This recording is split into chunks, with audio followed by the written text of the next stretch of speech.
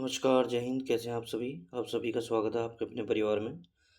दोस्तों, अपनी जो क्लास चल रही है, उसमें केमिस्ट्री अपना पार्ट चल रहा है। तो आपको पता है कि दोस्तों हमने जो पढ़ा है, इसके बाद हमारा आता है परमाणु व अणु। परमाणु अणु किसे कहते हैं दोस्तों? ये चीज़ें पदार्थ के बारे में आरंभिक विचार। यदि हम पदार्थ को छोटे-छोटे टुकड़ों में बाँटते हैं, तो एक समय में हम सबसे छोटी या मौलिक इकाई पर पहुँच जाएँगे, जो अविभाज्य होगी। यानी क्या कहना चाहता है कि परमाणु जो होता है ना, एक अविभाज्य कण होता है। ठीक है दोस्तों? तो इस चीज़ को बताया गया है। लगभग 500 ईसा पूर्व महर्षि कणाद ने उपरोक्त परमाणु सिद्धांत प्रतिपादित किया। मतलब परमाणु सिद्धांत किसने दिया था? महर्षि कणाद ने परमाणु सिद्धांत दिया था। उन्होंने पदार्थ के सबसे छोटे कण को परमाणु नाम दिया था। ठीक है? परमाणु सिद्धांत का इतिहास की बात करें, ने महर्षि कणाद के सिद्धांत पर प्रकाश डाला। उन्होंने कहा कि ये कण संयुक्त रूप से मौजूद होते थे। ये कण पदार्थ के विभिन्न रूपों में निर्माण करते हैं। ठीक है? ये चीज़ें महर्षि कणाद ने बताई। फिर बात आती है कि डेमोक्रेटिस। डेमोक्रेटिस और ल्यूटियस ने सुझाव दिया कि यदि हम पदार्थ को विभाजित करते हैं तो ये अपनी अविभाज्य अवस्था में पहुंच जाएगा। यानी ये कहना क्या चाहता है कि जब तक पदार्थ को विभाजित करते जाओ, तब तक कि यह इसकी अविभाज्य अवस्था में न पहुंच जाए।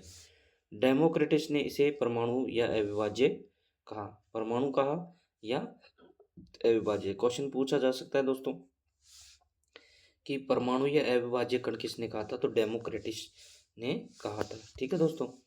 फिर यहाँ से बताया गया है हमें कि एंटोनी और लेवाजियर ने, देखो यहाँ बताया गया एंटोनी और लेवाजियर। 18वीं शताब्दी में एंटोनी लेवाजियर ने रासायनिक संयोजन के दो महत्वपूर्ण नियमों की स्थापना करके रासायनिक विज्ञान की नींव रखी। यानी द्रव्यमान संरक्षण। द्रव्यमान संरक्षण को क्या बताया इन्होंने? द्रव्यमान संरक्षण को बताया, द्रव्यमान के संरक्षण का नियम कहता है कि द्रव्यमान न तो बनाया जा सकता है और न ही नष्ट किया जा सकता है, बल्कि एक दूसरे रूप से परिवर्तित किया जा सकता है। ठीक है? जैसे CH4 है प्लस 2O2, तो CO2 प्लस 2H2O, यानी यहाँ द्रव्यमान सेम रहेगा। इधर हाइड्रोजन जितने होंगे, हाइड्रोजन उधर उतने ही इधर होंगे। ठीक है दोस्तों? इधर जितने ऑक्सीजन होंगे उतने ही इधर ऑक्सीजन रहेंगे। ठीक है? फिर बात आती है निश्चित अनुपात का नियम। इसने एक नियम दिया, निश्चित अनुपात का नियम। निश्चित अनुपात का नियम। स्थिर अनुपात का नियम कहता है कि रासायनिक यौगिक ऐसे तत्वों से बने होते हैं जो द्रव्यमान के एक निश्चित अनुपात में मौजूद होते हैं। ठीक है? इन एनी वाटर मोलिक्यूल्स 1:8 में। जैसे हाइड्रोजन किस में उपस्थित होता है? 1:8 में। ठीक है? तो ये बताया गया है। फिर उसके बाद जाता है जॉन डाल्टन। कि जॉन डाल्टन ने क्या बताया? जॉन डाल्टन ने कहा कि वर्ष 1808 में डाल्टन ने परमाणु सिद्धांत का प्रतिपादन किया। उसने बताया कि परमाणु को बनाया या नष्ट या उपविभाजित नहीं किया जा सकता है। अलग अलग तत्वों में अलग अलग परमाणु होते हैं, विभिन्न आकार और द्रव्यमान के साथ। मतलब मेन बात क्या कहना चाहता था ये, कि अलग अलग तत्वों में क्या होते हैं? अलग अलग परमाणु होते हैं। ठीक है दोस्तों?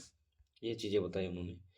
फिर बात आती है रासायनिक अभिक्रिया में परमाणुओं को संयोजित, पृथक और पुनर्व्यवस्थित किया जा सकता है। परमाणु या एटम। परमाणु पदार्थ की सबसे छोटी इकाई है। प्रत्येक ठोस, द्रव, गैस और प्लाज्मा उदासीन या आयनीय परमाणु से बना होता है। ठीक है? उप परमाणविक कणों की खोज। ठीक है दोस्तों? उप परमाणविक कणों की खोज 1886 में यूजिन गोल्डस्टीन ने प्रोटॉन नामक धनात्मक आवेश वाले कणों के अस्तित्व की खोज की। छिद्र युक्त कैथोड रे ट्यूब का उपयोग करते हुए उन्होंने देखा कि कैथोड किरणों में विपरीत दिशा में भी कुछ किरणें यात्रा कर रही हैं। उन्होंने इन्हें कैनाल किरणों के नाम दिया। क्या दिया? कैनाल किरणों का नाम दिया। ठीक है दोस्तों? इसे प्रोटॉन P+ नाम दिया गया, या जिसका आवेश और द्रव्यमान एक इकाई है। जॉन डाल्टन गलत साबित हुए क्योंकि उन्होंने कहा कि परमाणु वो परमाणविक कण नहीं। ठीक है दोस्तों? फिर इसके बाद बताया गया, इसके बाद क्या बताया गया? इसके बाद बताया कि प्रोटॉनों का द्रव्यमान इलेक्ट्रॉनों के द्रव्यमान का लगभग 1840 गुना होता है। मतलब इलेक्ट्रॉन का द्रव्यमान का 1840 गुना होता है। किसका द्रव्यमान? प्रोटॉन का द्रव्यमान। यानी प्रोटॉन भारी है। तो इलेक्ट्रॉनों की खोज 1887 में थॉमसन ने उच्च वोल्टेज पर कम दबाव वाली गैसों की चमक देखी। ये किरणें कैथोड के ऋणात्मक छोर से उत्पन्न हो रही थी। 1891 में जॉनसन स्टोनी ने इसका नाम इलेक्ट्रॉनों का। थॉमसन ने बताया कि परमाणु प्लम पुडिंग मॉडल, एक प्रकार की अंग्रेजी मिठाई जो किशमिश लगा केक जैसी होती है, जैसे दिखता है। ठीक है? उन्होंने बताया कि परमाणु धनावेश वाले प्रोटॉन की उपस्थिति के कारण एक गोला है जिसमें ऋणात्मक आवेशों इलेक्ट्रॉन की उपस्थिति के कारण एक समान ऋणावेश पाया जाता है। ठीक है दोस्तों, ये हो गया। इसके बाद आता है दोस्तों रदरफोर्ड का अल्फा प्रकीर्णन प्रयोग। देखो, रदरफोर्ड यह जानने की रुचि रखते थे कि परमाणु के भीतर इलेक्ट्रॉनों की व्यवस्था कैसे की जाती है। उन्होंने उच्च ऊर्जा के कणों के साथ एक सोने की पन्नी को चार्ज किया। अल्फा कण रेडियोधर्म से यूरेनियम जैसी भारी धातुओं से उत्पन्न होते हैं। उन्होंने एक प्रयोग तैयार किया जिसे प्रसिद्ध गोल्ड फॉयल प्रयोग के रूप में जाना जाने लगा। ठीक है, यहाँ आ गया। ये देखो, इन्होंने ये प्रयोग किया दोस्तों। ये देखो यहाँ 1.6 इंटू 10⁻⁹ कूलम। ठीक है, फिर ये 3.2 इंटू 10⁻⁹ ये था, ये रे किरणें थी। ये एक सोने की पतली पन्नी लगाई, ठीक है, यहाँ से। तो ये बताया गया था सारा सिस्टम। फिर बात आती है दोस्तों यहाँ कि रदरफोर्ड का गोल्ड फॉयल प्रयोग, प्लम पुडिंग मॉडल। रदरफोर्ड ने पाया कि अल्फा कणों का एक छोटा प्रतिशत बड़े कोणों पर विक्षेपित हो गया जिसे एक परमाणु द्वारा समझाया जा सकता है जिसके केंद्र में एक बहुत छोटा घना धनात्मक आवेश स्थित होता है। रदरफोर्ड का परमाणु मॉडल, देखो रदरफोर्ड का परमाणु मॉडल ये था जिसमें देखो ये चारों तरफ ये परमाणु था, यहाँ बीच में नेगेटिव आवेश था, नेगेटिव, और ये बीच में जो नाभिक थी इसमें धनात्मक आवेश था।